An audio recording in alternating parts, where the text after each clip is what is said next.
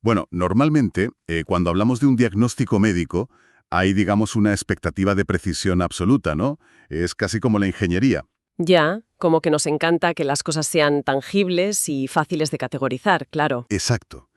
O sea, alguien se rompe un brazo, va a urgencias, la radiografía te muestra ahí esa línea blanca irregular en el hueso y, bueno, el personal médico simplemente señala la pantalla y te dice, mira, ahí está el problema. Y eso, a ver, es limpio, es claro y de alguna manera es tremendamente reconfortante porque lo estás viendo. Lo ves con tus propios ojos, ¿sí? Pero claro, cuando entramos en el terreno de la salud mental, de repente esa máquina de rayos X pues ya no sirve para absolutamente nada. Nada de nada. O sea, lo binario nos tranquiliza mucho. Roto o no roto. Infectado o sano.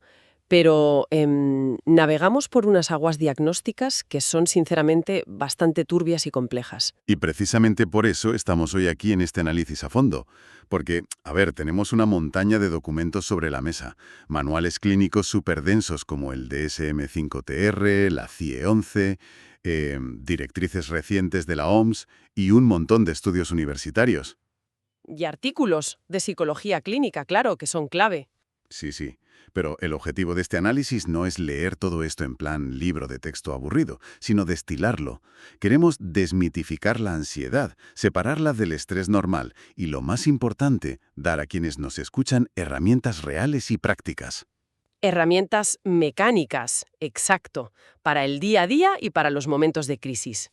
Vale, pues vamos a desgranar esto, porque a diario escuchamos frases como, uff, estoy súper estresado o tengo muchísima ansiedad, y las usamos como si fueran sinónimos perfectos. Fisiológicamente, el cuerpo trata el estrés y la ansiedad como cosas distintas de verdad.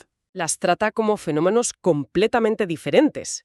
Y, a ver, entender esta diferencia es el primer paso innegociable. Para poder solucionar un problema, primero hay que ponerle la etiqueta correcta, ¿no? Claro, lógico. Pensemos en el estrés. El estrés clínico, según nuestras fuentes, es una respuesta adaptativa. Es útil. Surge ante un estímulo externo muy claro y muy tangible. Por ejemplo, tener un examen final importantísimo o enfrentarse a un despido o cosas así. Exactamente. O una entrevista de trabajo. O sea, hay una causa y un efecto que ocurren en el presente. Está anclado al aquí y a la ahora. Vale, o sea que tu cuerpo reacciona en el momento. Eso es. El cuerpo libera cortisol y adrenalina pues para darte la energía y el enfoque necesarios para superar ese bache. Y la emoción principal ahí es la preocupación. Pero ojo, lo fundamental del estrés es que tiene fecha de caducidad. Claro, cuando pasa el problema, se apaga. Exacto. Una vez que entregas el examen, el cerebro dice, bueno, peligro superado. Y el cuerpo vuelve a su estado basal de calma. Ya, ya, ya. Pero la ansiedad patológica, o lo que los manuales llaman trastorno de ansiedad generalizada, el famoso TAG, juega con otras reglas, ¿verdad? Totalmente distintas. A mí me gusta visualizarlo así, a ver qué te parece. Imaginemos que el estrés normal es la alarma de incendios de una casa que suena a todo volumen porque te has dejado una sartén en el fuego. Tiene sentido que suene, claro. Exacto, te está salvando la vida. Pero la ansiedad, en cambio, sería un detector de humo averiado que salta a las 3 de la mañana despertando a todo el mundo simplemente porque, no sé, alguien encendió una tostadora hace 2 días. O peor, salta sin que haya nada encendido. Me parece brillante. La analogía del detector averiado ilustra a la perfección lo que ocurre a nivel neurológico. Porque, a diferencia del estrés, el origen del TAG es puramente interno. Ya no depende de un jefe enfadado ni nada externo. Vive dentro, digamos. Eso es. Y además se desplaza en el tiempo. La ansiedad patológica vive en el futuro. Los textos clínicos lo llaman anticipación catastrófica. Anticipación catastrófica. Madre mía, suena duro. Lo es, porque el cerebro está proyectando constantemente el peor escenario posible sobre cosas que ni siquiera han sucedido todavía. Y aquí la emoción protagonista ya no es preocupación, es un miedo profundo, constante. Un miedo que, leyendo los criterios del DSM-5TR, pues parece que no da tregua. O sea, el manual es súper estricto. Para diagnosticar el TAG, esta ansiedad excesiva tiene que estar presente casi todos los días durante al menos 6 meses. 6 meses, sí. O sea, no es una mala semana, es medio año de desgaste continuo.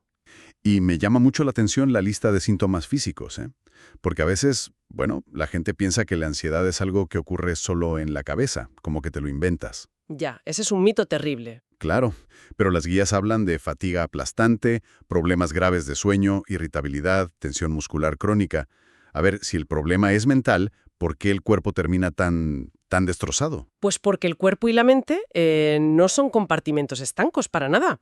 Si tu cerebro está 100% convencido de que hay una amenaza de muerte acechando, pues le envías señales al cuerpo para que se prepare para correr o pelear. Ah, claro, la respuesta de lucha o huida. Eso es, y esa es la tensión muscular que sientes, esa es la falta de sueño. Básicamente tu cuerpo está corriendo una maratón invisible todos los días, mientras tú simplemente estás sentado frente al ordenador. El acelerador está pisado a fondo continuamente. Vale, espera. Si el TAG es este acelerador pisado a fondo todo el rato, ¿qué pasa entonces con los ataques de pánico? Porque solemos meter los ataques de pánico en el mismo saco que la ansiedad generalizada, ¿no? Sí, es un error súper común. Y lo fascinante de esto es cómo varía la intensidad y la duración del fallo en nuestro sistema de alarmas. A ver, el TAC es como un zumbido de fondo, un ruido blanco de preocupación que no te deja en paz, un goteo. Un goteo constante, vale. Exacto. El trastorno de pánico, en cambio, es un pico repentino, agudo y de una violencia física extrema. Es el sistema de lucha-huida activándose al 100% en cuestión de segundos sin ningún león a la vista, por así decirlo. Uf, y provoca taquicardia, sudoración. Sí, asfixia real y un terror inminente a morir o a volverse loco en ese mismo instante. Madre mía. Bueno, sabiendo que tenemos este detector de humo averiado, la siguiente pregunta lógica que me surge al leer todo esto es, a ver, ¿por qué se estropea en primer lugar? Claro, ¿de dónde viene el fallo? Y aquí es donde las fuentes universitarias entran en el terreno de la genética. Tengo un dato aquí que me ha dejado bastante pensativo. Hablan de que el TAG tiene un componente heredable del 31,6%. Es una cifra considerable, ¿sí? Y dicen que tener un familiar de primer grado con esto multiplica por 5 el riesgo de padecerlo.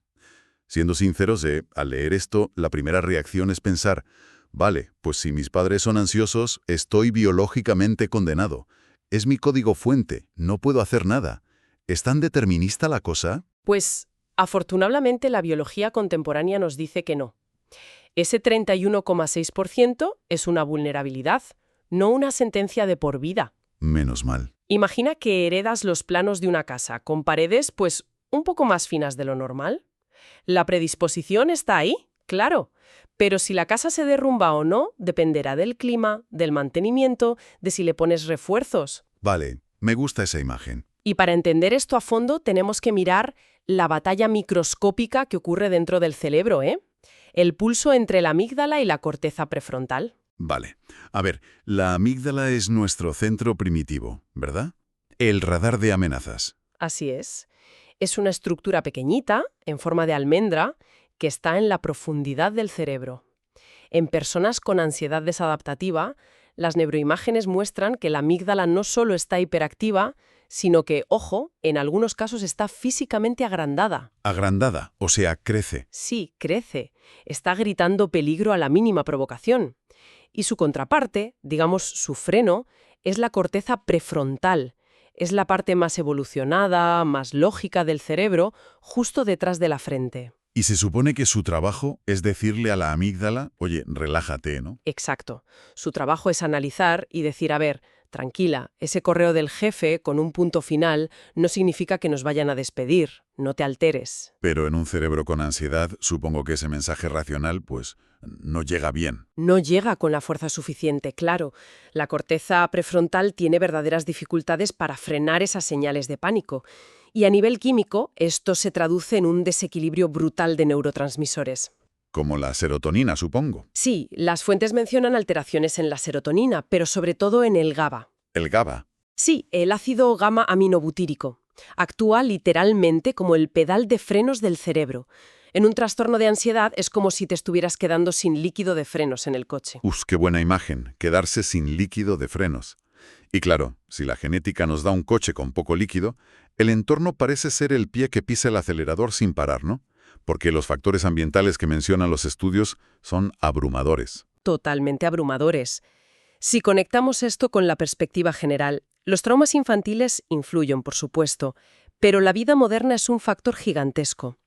Vivir en ciudades con ruido crónico, multitudes y, curiosamente, una falta de red de apoyo social real. O el famoso tecnoestrés, que mencionan mucho en los artículos. Exacto. Nuestro cerebro paleolítico no está diseñado para el bombardeo incesante de malas noticias globales, ni para las notificaciones continuas. Y a eso le sumas los modelos de crianza, porque leí que padres sobreprotectores o ansiosos pueden enseñar al niño empíricamente que el mundo exterior es un lugar lleno de peligros. Así es. El entorno actúa como el interruptor que enciende esa genética que estaba dormida. Bueno, pero precisamente porque no es una condena inamovible, gran parte de esta documentación clínica se centra en cómo reconstruir ese cerebro. Y aquí llegamos al consenso absoluto. La terapia cognitivo-conductual, la TCC, es el estándar de oro. Indiscutiblemente. Yo lo veo como el debugging en programación, la depuración de software. O sea, si un ordenador colapsa continuamente, no lo tiras por la ventana. Abres el código fuente, buscas la línea corrupta que causa el error y la reescribes, ¿no? Pero, a ver, ¿cómo se traduce esto de reescribir el código a una sesión de terapia real con un paciente? Pues se traduce en desarmar la reacción en cadena. La TCC se basa en una premisa irrefutable, y es que nuestros pensamientos, emociones y conductas están entrelazados. Si modificas uno, cambias el resto. Vale, ¿y por dónde se empieza? Primero con psicoeducación. Es entender por qué tu cuerpo reacciona así. Luego entra la fase crítica, la reestructuración cognitiva. Que es encontrar esa línea de código corrupto que decíamos. Exacto. Imagina el escenario del correo del jefe. Vale. El pensamiento automático, el código corrupto, es no me ha respondido en 2 horas, me va a despedir, no podré pagar el alquiler, acabo en la calle. La bola de nieve catastrófica de toda la vida. Eso es. La TCC te enseña a detener esa cadena y exigir pruebas. Te obliga a preguntarte, a ver, ¿qué evidencia real tengo de esto? ¿No tardó también 2 días en responder la semana pasada porque estaba ocupado? Y así sustituyes el sesgo catastrófico por un pensamiento realista. Ya, y supongo que también implica enfrentarse a cosas, ¿no? Claro, la exposición a la incertidumbre es vital. Se trata de tolerar la duda sin recurrir a conductas de seguridad, como revisar el móvil compulsivamente cada 5 minutos a ver si llega el correo. Ya, claro. Pero a ver, hay momentos en los que intentar racionalizar con la ansiedad, pues, parece una batalla perdida, ¿no? Y por eso me parece súper interesante que las investigaciones recientes introduzcan la terapia de aceptación y compromiso, la famosa ACT, Una maravilla de enfoque, la verdad. porque propone un cambio radical. En lugar de pelear en el barro contra tu mente, fomenta aceptar los pensamientos sin juzgarlos, usando mindfulness. Pero, seamos francos, ¿cómo consigues no pelear contra un pensamiento que te está diciendo que tu vida se desmorona? Necesito visualizar cómo funciona esto en la práctica. A ver, es un enfoque muy contraintuitivo, es verdad, pero es poderosísimo. En la HC se usa mucho la metáfora de los pasajeros del autobús. Imagina que tú eres el conductor de un autobús que va hacia tus metas, hacia lo que valoras. Vale, yo conduzco. Y los pensamientos ansiosos son pasajeros súper ruidosos, amenazantes, que van en la parte de atrás quejándose de todo. Durante años, tu instinto ha sido detener el autobús, ir hacia atrás y pelearte con ellos para intentar bajarlos. Claro, para que se callen y me dejen en paz. Pero claro, mientras peleas, el autobús está parado. No avanzas con tu vida. La HC te enseña a decir, vale, veo que estáis ahí gritando sobre desastres. Podéis hacer ruido, pero yo voy a seguir conduciendo. Wow, o sea, es quitarles el volante, básicamente. Exacto. Observas el pensamiento, le quitas la autoridad de dirigir tu vida y simplemente lo dejas estar hasta que se cansa. Es un cambio de mentalidad tremendo. Es tratar a la ansiedad como a un inquilino molesto, no como a un asesino. Tal cual. Aunque hay un dato en los estudios que me parece desolador. De media pasan 10 años. 10 años desde que alguien empieza a sufrir síntomas hasta que busca atención especializada. Normalizamos vivir con la alarma encendida. Y por eso, buscar ayuda profesional debe ser siempre el paso 1. Es una estadística trágica, súper real. Sin embargo, hay un aspecto fundamental que tenemos que añadir aquí, ¿eh? La terapia es el trabajo pesado, ¿vale? Es la reestructuración de los cimientos. Pero el mantenimiento diario de ese edificio requiere hábitos físicos muy, muy concretos. Vamos a entrar de lleno en eso. Es que a menudo separamos mente y cuerpo, como si el cerebro flotara en el vacío. E intentar curar la ansiedad solo hablando, mientras bombardeas a tu biología con falta de sueño, pues es intentar vaciar el océano con un colador. Pues mira, aquí es donde la cosa se pone realmente interesante. E intuyo que a mucha gente le va a doler escucharnos porque vamos a hablar de la nutrición y los estimulantes. Ay, sí. Las fuentes señalan claramente a la nicotina, al alcohol y sobre todo a la cafeína. Literalmente la describen como ansiedad líquida para un sistema nervioso ya sensibilizado. A ver, decirle a alguien que no duerme bien que deje su café matutino parece cruel. ¿Qué le hace exactamente ese café a la amígdala? Esto plantea una pregunta importantísima sobre cómo interpretamos nuestras propias sensaciones, ¿eh? La cafeína es un estimulante del sistema nervioso central. Provoca respuestas fisiológicas que imitan casi a la perfección los síntomas del miedo. O sea, te engaña. Sí, acelera el ritmo cardíaco, produce sudor, aumenta la presión arterial y te pone en alerta. El problema es que el cerebro con TAG monitoriza el cuerpo constantemente. Al sentir el corazón acelerado por el café, la amígdala se confunde y dice, vaya, el corazón va a 1000. Eso significa peligro inminente. Quizás te lanza la ansiedad pura. Exacto, desencadena la respuesta entera. Es un autosabotaje químico en toda regla. O sea que te provocas los síntomas tú mismo sin saberlo. Y a esto hay que sumarle el impacto del ejercicio físico, que, ojo, las guías no lo recomiendan por el típico cliché de mens sana in corpore sano, sino que tiene un mecanismo de acción brutal. Es pura biología.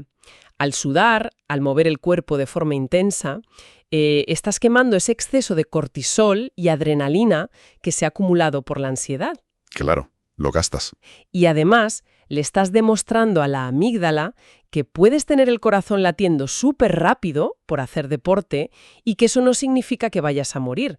Le quitas el miedo a la activación física. Buenísimo. Y luego está la higiene del sueño, claro, que dicen que es innegociable. Absolutamente innegociable.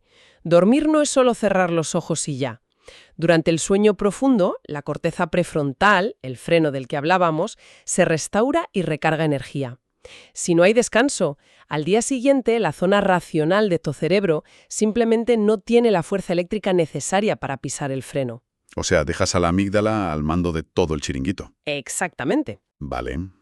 A ver, todo esto de la terapia a largo plazo, la dieta, el sueño y el mindfulness preventivo está genial. Es la forma de evitar el incendio. Pero seamos totalmente realistas. ¿Qué ocurre cuando alguien está, no sé, en el pasillo de los lácteos del supermercado? El pecho se le cierra de golpe, no puede respirar y siente que va a colapsar ahí mismo. Cuando la cocina ya está ardiendo, claro. Exacto, un ataque de pánico brutal. Ahí no sirve pensar en el autobús de la terapia ACT.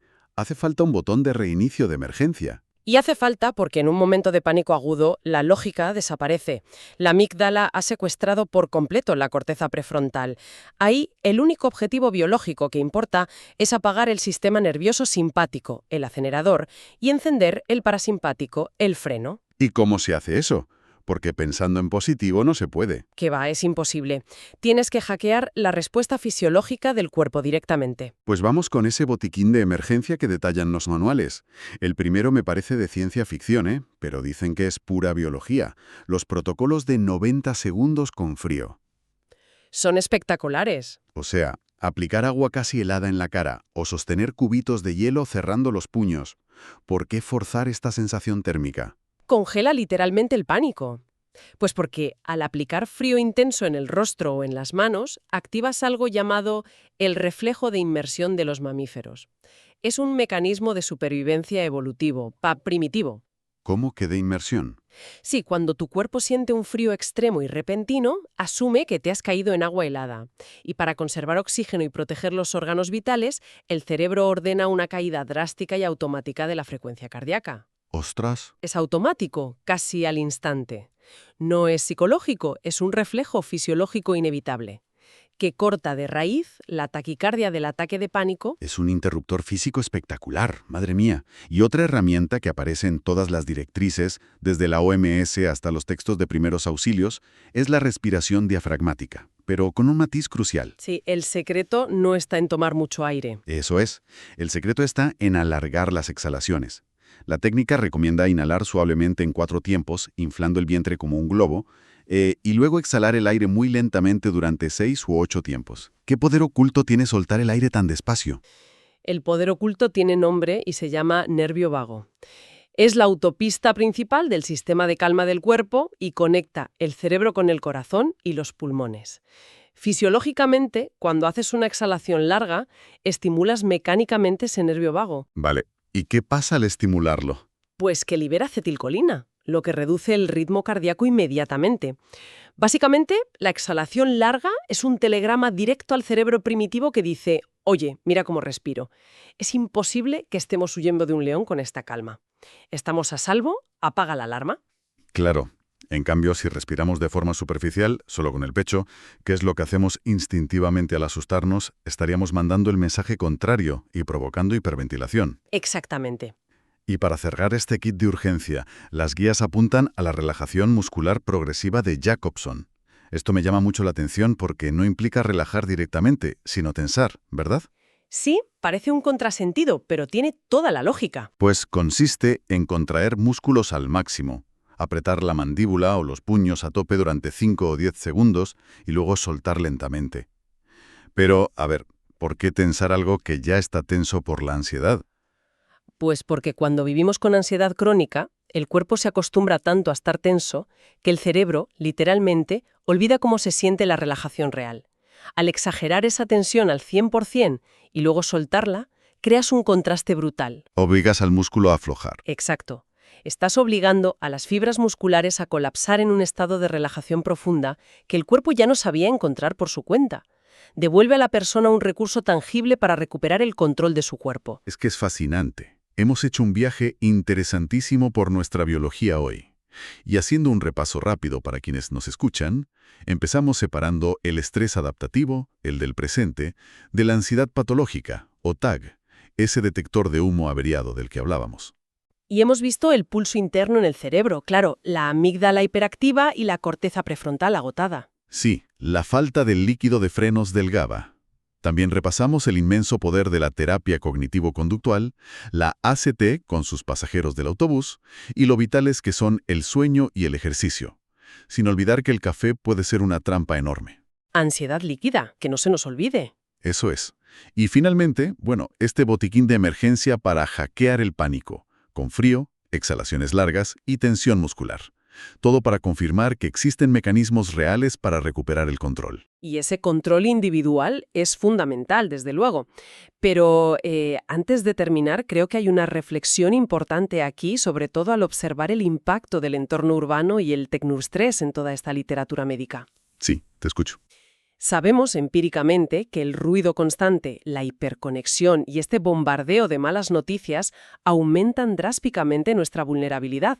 Entonces, ante esto, la pregunta que deberíamos hacernos no es solo cómo podemos adaptarnos o respirar a nivel individual para soportar la ansiedad. ¿Cuál es la pregunta entonces? La pregunta es, ¿estamos construyendo colectivamente una sociedad y un estilo de vida que imita señales de peligro vital las 24 horas del día? Bofes, es la pregunta del millón sin duda. Nos obliga a mirar hacia adentro para cuidarnos, pero también a mirar críticamente al mundo que hemos montado. Agradecemos inmensamente a todas las personas que nos han acompañado en este análisis a fondo. Ha sido un placer. Recuerden siempre que entender la mecánica es el primer paso, pero si esa alarma de incendios lleva demasiado tiempo sonando en sus vidas, el acto más valiente y lógico es buscar a un profesional de la salud mental. Ellos son los técnicos expertos que ayudan a reparar el sistema. Hasta la próxima.